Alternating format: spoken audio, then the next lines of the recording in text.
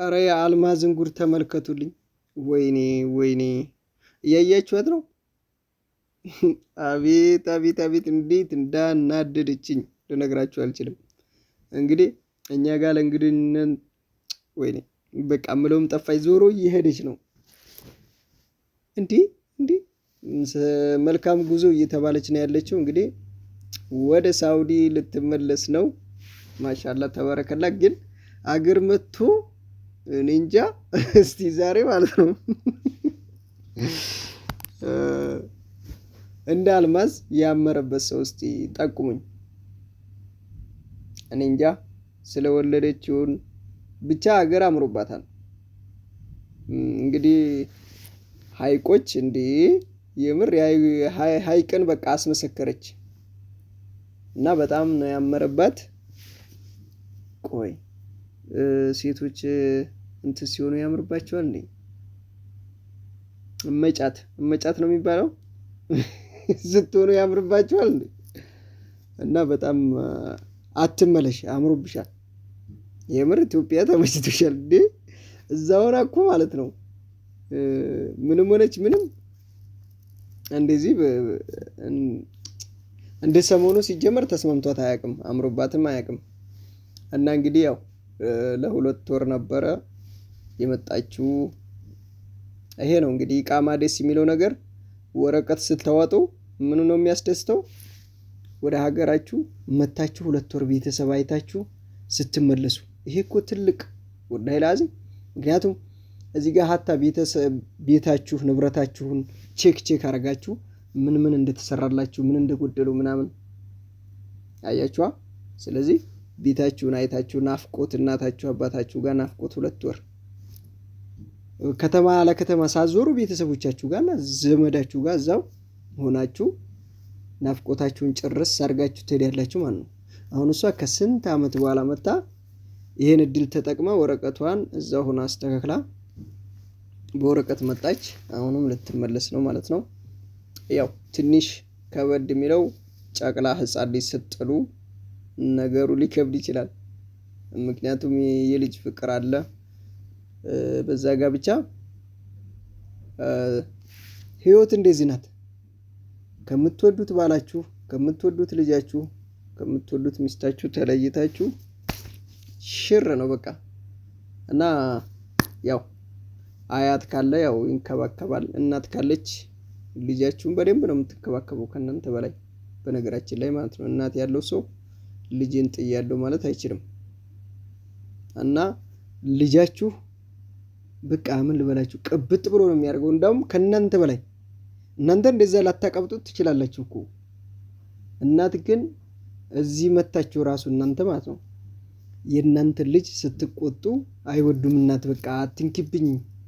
እዛም ሆናችሁ ራሱ በስልክ የምታወሩ ከሆነ የምታስቀይሟቸው ከሆነ ምን ብለሽው ነው? እንዴት ነው ልጅን የምታስቀይመው? ይናደዳሉ። እናቶች አይወዱም ልጃቸውን የሚነካባቸውና እናታችሁን ብቻ እድሜ ያላህ ይጨምርላችሁ። እና አልምዬ እንግዲህ እኛ ጋር ለእንግድነት ተጠርታ እንግዳ ሳትሆን ወደ ሳውዲ እየተመለሰች ነው። እኛ ገንፍተን በወሎ በባህላችን እንግዲህ ልንቀበላል ነበር። ገንፎ ነው እንደሚገነፈው ነገር የሚደረገውን ባላውቅም እና እንግዲህ በሰላም አላህ ያድርስሽ። ያንቺ በጣም ደስ ይላል። ምክንያቱም ብዙ ልጆች ወረቀት ለማውጣት መንገድ ላይ የቀሩ አሉ፣ የታገቱ አሉ፣ ህይወታቸው ያለፈ አለ። በጣም ከባድ ነው። እሷ እዛ ሆና ነው ያስተካከለችው።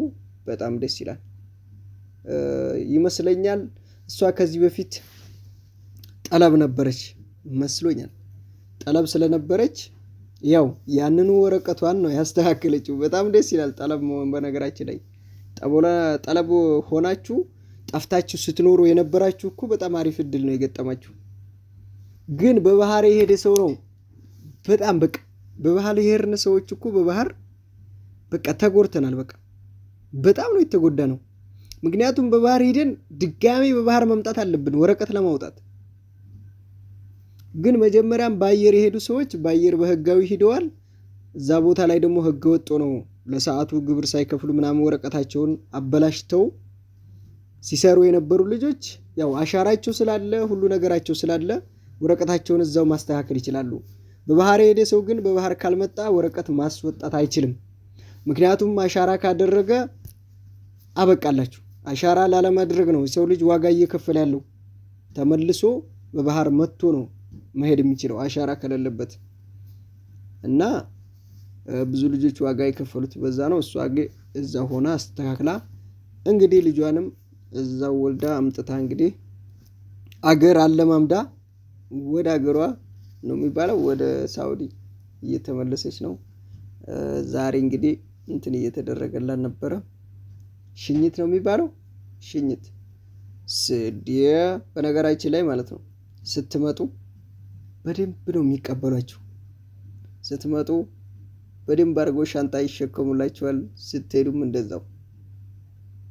ችግሩ እዚህ ሀገር መኖር ነው ከባዱ ነገር ማለት ነው። እዚህ ሀገር ለመኖር ስትመጡ የሆነ ነገር ያዙ ብያለሁ እኔ። ይችን ነገር መጨረሻ ላይ ልናገራት። ምክንያቱም ቤት ሰርታችኋል፣ የቤት እቃም ገዝታችኋል። እሺ፣ ግን መንቀሳቀሻ ገንዘብ ያስፈልጋል። ገንዘብ ደብቃችሁ ካላኖራችሁ የገዛ ቤተሰቦቻችሁ ጋር ትናቆራላችሁ። ዝቅ አድርጎ ነው የሚያያችሁ። የዛን ሰዓት ይሰማችኋል። እናንተ እየተንከባከባችሁ ያኖራችሁ ሰዎች ብድግ ብሎ እናንተን ለመተቸት እናንተን ለመስደብ እንዲህ አርጋ እሷ እንደዚህ ናት ማለት ይጀመራል። ምክንያቱም ጥቅም ስለሚቀርባቸው። ግን እናንተ ከጥቅሙ ከሁሉም ውጭ ሆናችሁ የሥራ ብር ስትይዙ ሀገር ላይ መቆየት ትችላላችሁ። ግን ይከፋችኋል። በአጭር ጊዜ ስደት ለመሄድ ትወስናላችሁ። ብዙ ልጆች አሁን ከሳውዲ የመጡት ዱባይ፣ ኩዌት፣ የተለያዩ ሀገር ተመልሰዋል። ስለዚህ እንደዛ እንዳይሆንባችሁ ህይወታችሁ ወረቀት አስተካክላችሁ ወደዚህ ስትመጡ ያው በጣም ብዙ ነገሮችን ታስተካክላላችሁ። ለምሳሌ እዛ 3 ዓመት ብትቆዩ በ3 ዓመታችሁ መታችሁ ቼክ ማድረግ አሪፍ ነው። በቃ ያለበትን ቦታ የኢትዮጵያ ኑሮ ታውቃላችሁ እንዴት እንደሆነ። የረሳችሁትን ሀገር ታስታውሳላችሁ። እዛ ቀብጣችሁ ከሆነ እዚህ ምን እንዳለ ስትገነዘቡ ካርድ ለመግዛት እዛ ትሰጋላችሁ። እዚህ ጋር ደግሞ ቤት ስሩልን እንዲህ አድርጉልን እያላችሁ የምትልኩት ገንዘብ ምን ደረጃ እንደደረሰና ስራ ይዟል አልያዘም ለማየት ለመለየት ይጠቅማችኋል። ወረቀት እያላችሁ ብዙ ጊዜ እዛ ለመቆየት አትወስኑ። ምክንያቱም እዚህም ብቅ ብላችሁ መመለስ ግድ ነው። አንዳንዴ በአካል መታችሁ ያያችሁት ነገር ከባድ ነው፣ አሪፍ ነው። እናንተን ያጠነክራችኋል፣ ያበረታችኋል።